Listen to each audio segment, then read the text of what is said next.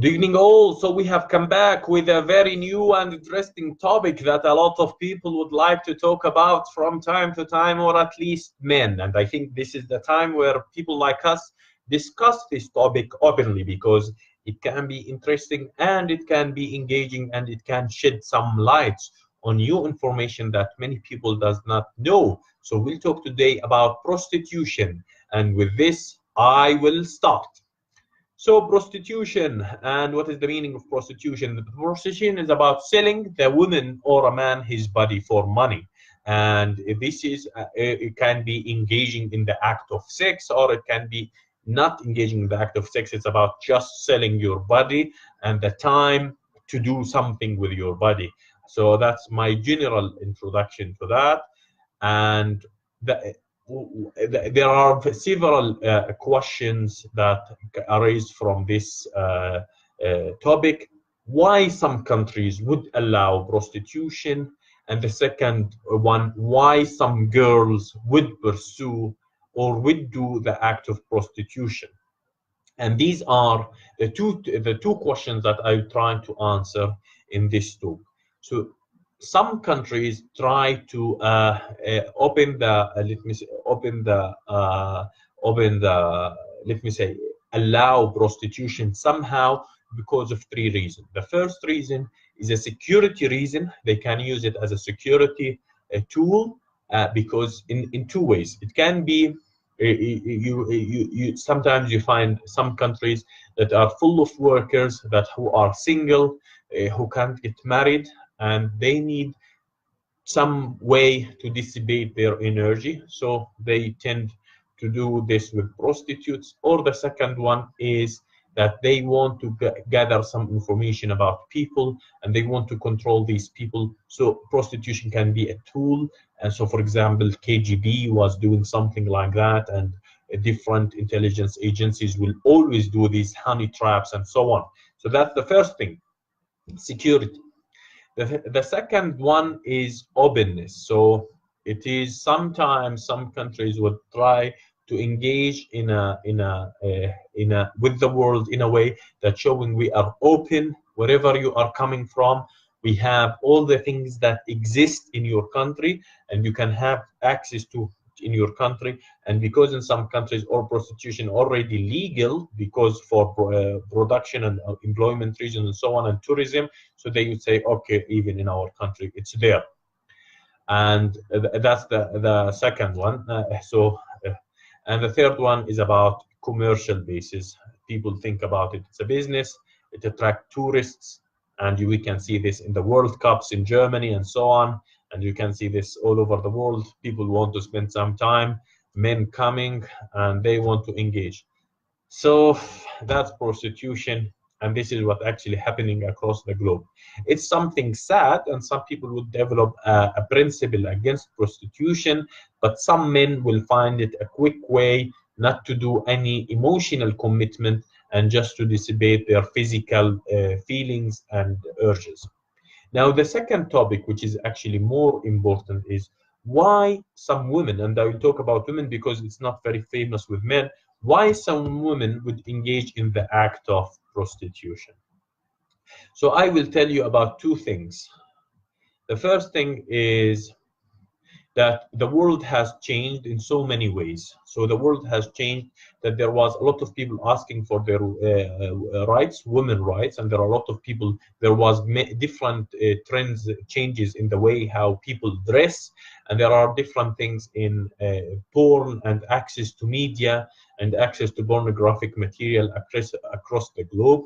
And there is also the changes in terms of access to, let me say, access to information about sexuality and so on. So people become more open about sex, become more open about talking about sex, become more open about pursuing a career that is associated with your physical beauty. And we can see this trend happening across the globe. And there are many people who are interested in keeping this trend going forward. There are many industries that are dependent on this, whether it was the clothes industry, whether it was the tourism industry, whether it was the pornographic industry. There are a lot of people interested in keeping this trend moving forward. So now, why some girls would do it? So in the past, I think many girls would have done it under severe pressure. And why they have done it under severe pressure? They were, let me say, their husbands were died. They are in a situation where they have to feed a kid. They are in a situation where they have to pay a certain debt, and they have no option but to do this. And this is a very sad situation, and I can see some of it coming until today. So the second one is about yes, I will talk with Hassan. أشكرك Hassan. I thank Hassan for your question. What is the best way to learn and English language? And I will try to relate this with this topic. And the second one is about why some girls would pursue that as a career. And some of them, they say, okay, I will pursue a career in modeling. If I'm not successful, I will do some random relations here and there. So they try their best to be successful as a models, and sometimes they are not successful as a models, and sometimes they have to pay things, and they see the other girls having this car and having this flat and doing this, and we see this coming a lot of it in Eastern Europe and some of these countries. So they say, no, we will be better, even better in our prostitutes. We will be professional prostitutes, and we see this happening tremendously. So some girls really choose fully, with full knowledge and full awareness, that this path is the best path for success.